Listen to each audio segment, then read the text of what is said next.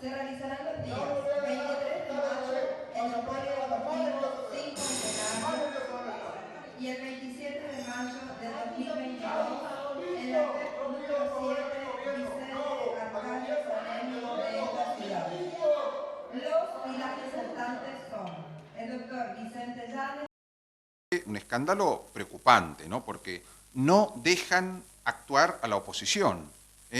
A ver, ellos tienen la mayoría de los votos, pueden imponer determinadas mociones, ¿no es cierto? O pueden votar en contra de lo que plantea la minoría. Lo que no pueden hacer es taparle la boca a esa minoría, impedirles que hagan nada, es decir, anularlos. Eso no se puede hacer, porque ellos representan, esta minoría, a muchos miles de formoseños, ¿no? Tenemos con nosotros, lo saludamos en este Día de la Patria, a Juan Carlos Amarilla. ¿Cómo está, Juan Carlos? ¿Qué tal? ¿Qué tal? ¿Cómo estás, Gabriel? Feliz día. Feliz día, sí, estamos celebrando y festejando aquel grito de libertad y también el compromiso que tenemos todos por esos valores, ¿no? Porque esa gente declaró la Totalmente. independencia, o mejor dicho, empezó el proceso de la independencia para defender determinados derechos de los ciudadanos, determinado concepto de lo que es la democracia. Bueno, esta democracia sigue en discusión hoy, a tal punto que vos sos diputado, a vos te eligieron muchos miles de formoseños, pero de pronto no podés ejercer esa representación. Y por eso ustedes se levantaron en esa sesión, ¿no es cierto?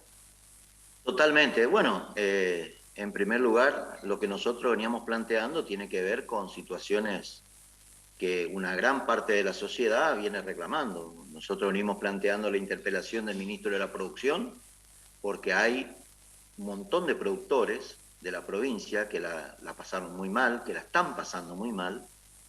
Y primero se tardó un montón para tramitarlo, yo te lo había dicho a vos en su momento en un reportaje, para tramitar una ayuda en el orden nacional, tardaron mucho, no presentaron el proyecto de cómo lo iban a distribuir y por eso no se giraban los fondos a Formosa.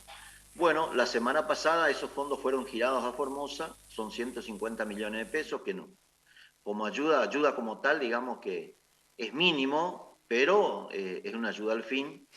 Y nosotros, la verdad, queríamos precisiones respecto a eso. Queríamos saber cómo piensa distribuir y si los afectados a través de sus distintas organizaciones iban a ser convocados para distribuir esos fondos. Y una segunda cuestión que tiene que ver con qué aporte piensa hacer el gobierno de la provincia o solamente quiere distribuir lo que viene de Nación. Nosotros creemos que tiene que imitar a las provincias vecinas y el gobierno de la provincia tiene que hacer su propio aporte. En primer lugar eso. En segundo lugar, tiene que ver con el dictado de esta resolución ministerial 1953, que estableció de que se puede llevar 19 materias y se puede directamente pasar al curso siguiente a pesar de esa cantidad de materias. 3 del año 2020, 3 del año 2019, 3 del año 2019,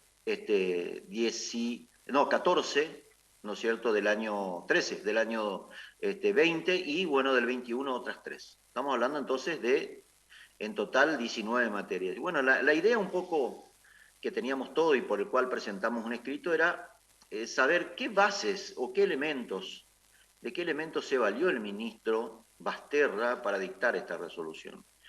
Y llama poderosamente la atención porque el resto de las provincias, si bien establecieron normas similares, no tienen la magnitud o la gravedad del de Formosa. Ellos en su momento en la Cámara de Diputados decían de que prácticamente la mayor parte de las provincias adoptaron medidas similares y nosotros nos pusimos a investigar y no era cierto. Bueno, ese planteo se hizo en la última sesión, lo hizo el diputado Montoya en nombre de nuestro bloque, para que aprobaran el proyecto de resolución y se hiciera presente el ministro de Educación. Bueno, acá lo que hay que decirle a la gente es que no es antojadizo esto, que más allá de la temática hay una cuestión constitucional, y es que nuestra Constitución en el artículo 112 dice de que 1/3 de los presentes en la sesión, ante un pedido de la presencia del ministro, que se debe formular 2 días antes, ¿no es cierto?, se lo puede citar con el voto de 1/3 de los presentes. Entonces nosotros somos 10 frente a 30, ese día eran 27 legisladores presentes, con lo cual éramos más que el tercio en la legislatura en ese momento. Entonces estaba claro de que el justicialismo, aún votando en contra, de hecho quedaba habilitado porque se verificaba el número que solicita la Constitución para autorizar la presencia del ministro. Y bueno, y esto no pasó, no quisieron tratarlo, dijeron que sí al principio, pero después no nos dejaron hablar, y entonces frente a la situación de que ya no nos dejaban hablar para contestar lo que dijeron ahí algunos de los diputados, estaba claro que no lo estaban tratando, sino que lo que estaban haciendo era simplemente dilatar para después levantar el tema y empezar a entrar en el plan de labor, es decir, en el orden del día previsto, que era, dicho sea de paso, un orden del día totalmente insignificante. Juan Carlos, a ver, esto es grave porque la Constitución dice que aún siendo minoría, y esto lo remarcás bien vos con el tema de la cantidad, 1/3, la minoría, aunque sea minoría, tiene derechos, ¿no es cierto? Claro. Primero, y fundamental, aunque sea la minoría de uno, tiene derecho ese uno a hablar. Y tiene derecho a presentar proyectos y a defenderlos. Después, los otros 29, si quieren, le pueden votar en contra y rechazar. Pero que esa minoría, aunque sea de uno, puede hacer valer ese derecho de representación porque representa muchos formoseños que lo votaron. ¿Cuántos formoseños te votaron a vos en total, Juan Carlos, más o menos? Y nosotros, 90.000. Cuando yo fui electo, 90.000. 90.000 personas, vos llevás Claro. esa voz de 90.000 personas, y tiene que ser respetado. No solamente vos, los 90.000 que te votaron tienen que ser respetados. Claro, totalmente. Pero además, Gabriel, una cuestión fundamental, violan el reglamento interno. O sea, los reglamentos internos no están ahí de adorno. Los reglamentos internos están para desenvolver institucionalmente la actividad y todos tenemos que sujetarnos a ese reglamento. El reglamento de la honorable legislatura establece de que una vez que se solicita el tratamiento de un determinado tema, se tiene que votar si eso es preferente o no. Si en definitiva la importancia que tiene el tema planteado, mediante una discusión breve, si se habilita o no. Bueno, esta discusión ni siquiera quedó habilitada y mucho menos se sometió a votación. Lo único que se sometió a votación es el pedido del diputado Samaniego para que se entre en el plan de labor, es decir, una moción de orden que se entre en el plan de labor. Pero nunca se sometió a votación la propuesta que nosotros habíamos hecho y que es obligatorio hacerlo, claro, por un lado. Y la otra gran flagrante violación del reglamento fue de que no le volvieron a dar el uso de la palabra al autor, y el reglamento es muy claro al respecto y dice que la única persona que puede hablar más de una vez cuando se trata de un tema es el autor del proyecto. Y tampoco nos dejaron hablar, entonces estaba claro de que estaban pisoteando nuestros derechos. Y entonces no es por una actitud patoteril, antojadiza, autoritaria, que nosotros nos retiramos. Nos retiramos porque ya directamente era inadmisible el atropello que estaba llevando a cabo el justicialismo, y tal como acertadamente lo señalás, es un atropello a los más de 90.000 formoseños que nos dieron el voto para estar allí sentados.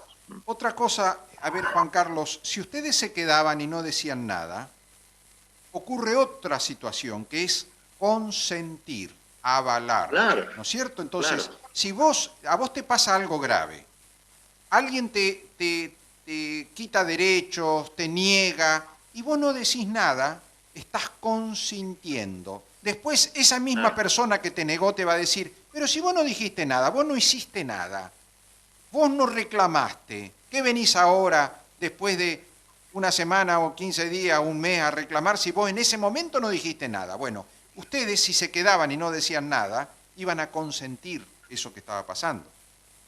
Totalmente, totalmente. Y además, Gabriel, quiero contarte otra cosa.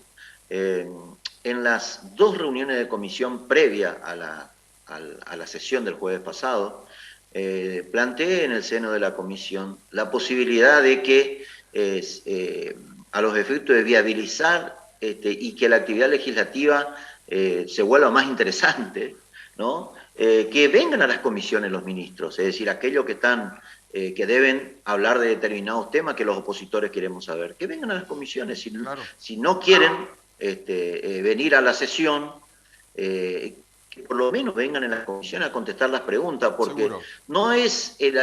esto no es para sacar rédito político ni montar un show. Nosotros lo que queremos es dar respuesta a los sectores que eventualmente han sido afectados. En el caso de los productores, ¿no es cierto? Sí. Sabemos quiénes son, de qué departamentos son, y por el otro lado, el estudiantado y la comunidad educativa en general, que es importante que sepa ver cuáles son todos los elementos que tuvo presente el ministro. A lo mejor tiene elementos que nosotros no conocemos. Y está bueno que lo plantee y nos diga, miren, nosotros tenemos estos datos que se hicieron de esta manera, y bueno, nosotros entonces haremos una audiencia, que dicho sea de paso te anuncio por acá, de que desde la semana que viene vamos a hacer una audiencia legislativa, para que se presenten los distintos actores en materia de educación para discutir este tema. Es decir, vamos a avanzar a pesar de esta actitud irresponsable, reticente que tiene el gobierno de no venir y explicar. Entonces vamos a habilitar igual una audiencia para que todo aquel que tenga algo que decir en relación a este tema lo pueda expresar libremente. Correcto. A ver, quiero consultarte otra cuestión. La semana pasada el gobernador Gilles Linfrán participó de un acto de apertura de una licitación o de una convocatoria de una licitación pública para hacer obras, y allí hizo un discurso el gobernador Linfrán, y entre otras cosas habló de una situación de centralismo porteño, una situación de unitarios versus federales. Él se plantó como un federal, como un defensor de los derechos de las provincias y derechos de Formosa, entre ellas, y habló, por ejemplo, de la distribución del subsidio del transporte urbano. Y dijo, para el AMBA, para la Ciudad de Buenos Aires, el conurbano va el 80 y pico %, y para el interior, para el resto del interior del país, solamente el 18%. Acá hay ciudadanos de primera, ciudadanos argentinos de primera y ciudadanos argentinos de segunda. Si Claudio tiene el video, vamos a ver, sí, te voy a hacer escuchar lo que dijo Linfrán para después conversar sobre esto que dijo el gobernador. Y esta lucha continúa. Esta lucha continúa. Recién el presidente de la Dirección Provincial de Vialidad nos hacía recordar de esa pesadilla de 4 años que tuvimos con un gobierno centralista unitario, en donde todas las inversiones se realizaban en el centro del país y fundamentalmente en la capital federal, en desmedro del resto de la nación argentina. Pero esto continúa y es una lucha que tenemos que seguir dando. Fíjense ustedes, hace unos días tuvimos un paro de la UTA para las provincias del interior. ¡Qué paradoja! Ustedes saben que hay un subsidio que da la nación. El 82% de ese subsidio queda en el AMBA, o sea, en capital y el conurbano. Y el resto, o sea, el 18% es para el resto del interior. Si esto no es concentración, si esto no es unitarismo, ¿cómo le podríamos llamar? Bueno, no podemos decir de que es la culpa de este gobierno, sino son consecuencias que venimos arrastrando y que tenemos que seguir peleando para corregir estas asimetrías. Son asimetrías injustas que hacen que haya argentinos de primera y argentinos de segunda. Nosotros no vamos a permitir y no vamos a parar tampoco en nuestra prédica y en nuestra lucha permanente para que esto se revierta. sea el gobierno que sea. Y si es un gobierno peronista, con más razón, porque tienen que entender de que la única manera de consolidar una nación argentina con fortaleza es consolidando el verdadero federalismo que tanto lucharon los caudillos federales. Yo le pido a Lo todos que dijo ustedes... Infran, y yo digo, a ver, Mayans y los otros legisladores que Gildo designa, ¿no? Cada 2 años se van renovando y van yendo nuevos legisladores, desde hace más de 20 años, están consolidando este proceso centralista, unitarista, a favor del conurbano y de la ciudad de Buenos Aires, porque ahí están los votos, en el conurbano básicamente, de Cristina Fernández de Kirchner, de Máximo Kirchner, la Cámpora. Esa es la zona, digamos, más privilegiada en cuanto a apoyo, ¿no? Porque ahí hay muchísimos votos, hay millones de votos que van a la bolsa de la Cámpora, de Cristina, del Frente de Todos. Y Gildo es muy consciente, Gildo Infran, de que sus legisladores, diputados nacionales y senadores van y votan en Buenos Aires. Eso que él dice que es tan injusto, se vota todos los años en el presupuesto. El presupuesto dice, va a ir el 82% al AMBA y el 18% al interior. Y yo no lo escuché a Mayán decir, no, eso está mal. No lo escuché a Basterra en su época, a Fernández Patri. Ninguno de ellos dice, eso está mal, esto es unitarismo, centralismo, estamos perjudicando a Formosa y al resto de las provincias, acá hay ciudadanos argentinos de primera y de segunda. No lo escucho. Entonces, ¿qué es? Como quien dice, haz lo que yo digo, pero no hagas lo que yo hago. No, haz lo que yo digo, pero no hagas lo que yo hago. ¿Eso es lo que está haciendo Infran? Mirá, 2 cosas. La primera es que está muy claro que está a flor de piel la interna que vive el gobierno. Está muy claro. Porque esta pasada de factura de Infran al gobierno nacional se inscribe en esa interna que está viviendo el poder. O sea, está muy claro quién es el responsable de la distribución de los recursos, el gobierno nacional. El SISTAU, que es el subsidio al transporte, se distribuye a través de la Secretaría de Transporte de la Nación. Y eso es de conocimiento público, uno ingresa y encuentra de qué forma se distribuye eso provincia por provincia en toda la República Argentina. Y tal como lo señalás vos, es una cuestión discutida en el Congreso de la Nación y en donde tranquilamente, si hubiera querido cambiarse la matriz de redistribución del subsidio al transporte, se pudo haber planteado desde Formosa. Pero está muy claro que, digamos, esto no es así, es un simple pase de factura, porque también hay que ser justo. Acá hay una única empresa de transporte urbano de pasajeros en Formosa, que es la actual.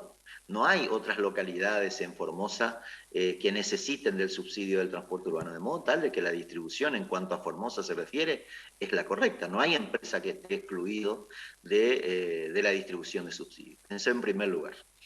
Ahora, en segundo lugar, hay un tema también que yo siempre digo que cuando uno efectúa un reclamo tiene que hacerlo desde la autoridad moral.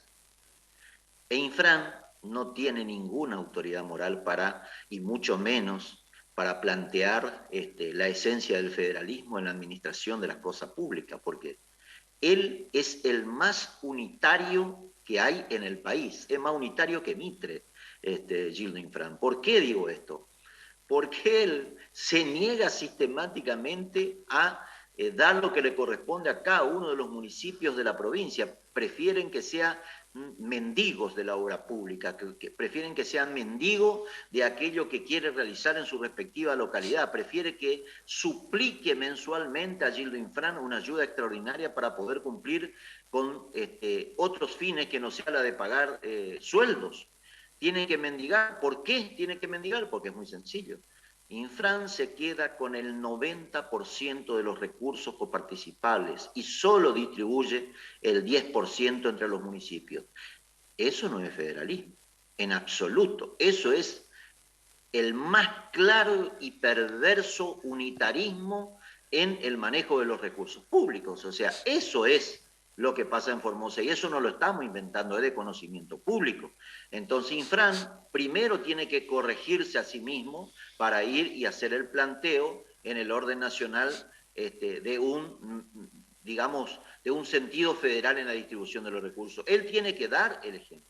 Claro. Finalmente, te quiero señalar lo siguiente, porque él dice, hemos vivido los 4 años, la peor pesadilla, lo habrá vivido él y todo lo que se han visto involucrados en hechos delictivos. Porque si hay algo que se ha hecho en el gobierno del presidente Macri es perseguir los hechos de corrupción. Y en una maniobra absolutamente criticable, yo diría en una maniobra fraudulenta, terminó zafando en el orden provincial, pero esto no sabemos todavía cómo termina. Entonces, esa habrá sido su pesadilla. Ahora, el gobierno más federal en cuanto a distribución de recursos ha sido el del presidente Macri. ¿Por qué digo esto? Porque el señor Infran, como el resto de los gobernadores, recuperaron los recursos, el 15% de la coparticipación que le había sacado el gobierno de Cristina. Entonces, ese 15% más, estamos hablando de cerca de, a valor actual, de cerca de 60.000 millones de pesos anuales. Entonces, si hoy Infran puede darse el lujo de llevar a cabo el plan de las 100 obras que lo anunció como bombo y platillo el fin del año pasado, bueno, hoy puede hacer esta clase de anuncio y puede tener plazo fijo por miles y millones de pesos, es porque se le devolvió el 15% de la coparticipación, no es por ninguna otra cosa. Hoy estaría mendigando el fondo en el orden nacional si no le hubiera devuelto esto el presidente Macri. Entonces, eso es federalismo. Y no hay que interpretar el federalismo como un cheque en blanco, que es lo que pretende Infran. Porque él lo que quiere, lo que desea, es que se firmen convenios por obra pública por miles de millones y que vos no tengas ni siquiera la posibilidad como gobierno federal de controlar. Entonces, que él resuelva sobre esos fondos de miles y millones de pesos qué hacer, cómo hacer y con quién hacer y en el tiempo que él quiera hacer. Si no, veamos lo que sucede con el dinero que hoy festeja Infran. Son convenios y esos convenios lo que son verdaderos cheques en blanco para que Gildo resuelva qué, cómo, cuándo y a quién darle, a qué amigo darle la obra. Lo divide en múltiples etapas, si no miremos el boletín oficial de esta semana, ¿no? En donde llama a licitación una misma obra, una pavimentación, una construcción de vivienda de 300 viviendas, lo divide en 10. Y lo divide en 10 para darle a quien él quiera. Y fundamentalmente para convertirlo en una licitación cerrada. O sea, una desnaturalización del objetivo de una licitación. Entonces, esas son las maniobras que lleva adelante y esa libertad en el manejo de los recursos es lo que quiere tener Infran. Eso es lo que no tuvo y yo creo que está muy bien que así sea porque tiene que haber un seguimiento, tiene que haber reglas claras en cuanto al uso de los recursos del Estado, porque si no, estamos viviendo un viva la pepa de la misma época que se vivió durante el kirchnerismo. Juan Carlos, está muy claro esto. Realmente el centralismo que critica, por un lado, el centralismo que critica a nivel nacional lo ejerce él, como vos decís, muy fuertemente con respecto a los municipios del interior de la provincia. Él, como vos decís, es unitario en su concepto de reparto de fondos, 90% para Gildo Infran, 10% para todos los municipios del interior. Totalmente. Evidentemente totalmente. esto... Aparte, vos fijate una cosa, te aporto. Una demostración del centralismo es que él resuelve qué obras realizar en la ciudad de Formosa. Y no te estoy inventando lo que te estoy diciendo. Acá el que resuelve qué hacer, cómo hacer en la ciudad de Formosa no es el intendente de la ciudad y sus concejales. Acá el que resuelve qué hacer en la ciudad de Formosa es Infran. Entonces, eso es centralismo. Y vos fijate que ha sucedido se han hecho actos de inauguración, de iluminación, por ejemplo, y en donde el intendente es un invitado. Una cosa inaudita. Sí, la verdad. Una Totalmente. cosa inaudita. Lo invitan al intendente y si tiene suerte, le invita a cortar la cinta. Depende del ánimo que tenga el gobernador de la provincia. Si no, está ahí en el público el intendente y el gobernador corta con con sus ministros Sí, la sí. cinta. O sea, esa es la vergüenza que vivimos acá en Formosa y por supuesto, ningún intendente jamás va a reclamar nada, nunca nadie va a decir nada porque tiene miedo de las represalias y que tiene que ver con esto. Total. De que mañana o pasado ni siquiera esas obras que graciosamente las hace el gobernador porque a él se le ocurre, ni siquiera eso la van a tener. Van a pasar los 4 años intendentes sin haber hecho un metro de pavimento. Esa es la realidad, no te estoy inventando nada. No, Esto es pasó así. en la primera gestión de Joffre. En la primera gestión de Joffre no podemos contabilizar una cuadra de pavimento que él haya hecho. Todo lo hizo el gobierno de la provincia. Ese es el modelo de Infran. Totalmente, un modelo de centralismo y a nivel nacional un modelo de acomodación, acomodamiento a las gestiones, por ejemplo, de Cristina. Si Cristina quiere centralizar y darle Totalmente. más dinero al conurbano, Gildo está de acuerdo, Gildo manda a sus legisladores que voten a favor, que voten ese presupuesto de acumulación para los votantes del conurbano, para La Matanza, para bueno, todo el cinturón de localidades superpobladas que tiene alrededor la Ciudad de Buenos Aires. Así que centralismo Totalmente. a nivel nacional y centralismo a nivel local. Y el federalismo de amigos, digamos, lo que él pretende. Un federalismo de dame la plata y no me pidas recibo, no me pidas... Totalmente. No me controles. No me controles. No me controles. Tal cual. Déjame Juan la Carlos. plata que yo voy a ver qué obra hago y con quién las hago. Tal cual. No tenés participación. Eso es el modelo de conducción nacional que reclama Infran. Y ojalá nunca más lo vuelva a tener, digo, porque todos sabemos que son obras en su mayor parte que no sirven absolutamente para nada. Totalmente. Y me puedo cansar de nombrarte todas las obras que han hecho y que yo, si hay algo que le tengo que reclamar a Infran, es que los técnicos de vialidad no hacen absolutamente nada para controlar la calidad de la obra pública. No. Él tiene técnicos de sobra a los cuales puede recurrir, técnicos muy buenos, incluso puede pedirle a la municipalidad una cooperación si quiere. La Municipalidad de Formosa tiene técnicos extraordinarios, y bueno, pero evidentemente a él no le importa la calidad de la obra pública.